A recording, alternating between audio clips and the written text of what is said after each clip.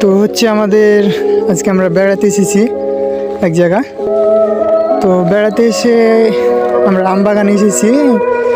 ঘুঘুর বাসা দেখেছি একজন, তো আমরা আমবাগানে এসেছি ঘুঘুর বাসা থেকে ঘুঘু পাড়ার জন্য।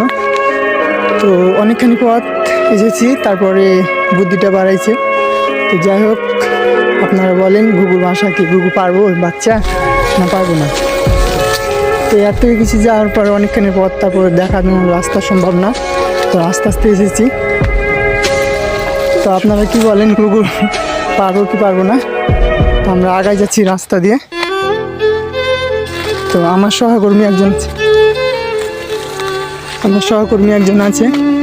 তো যাই হোক, আমরা চলে এসেছি। তো আপনারা বলেন আমরা কি ঘুঘুর বাসা কি আপনারা কি বাচ্চা দেখাবো না পারবো না?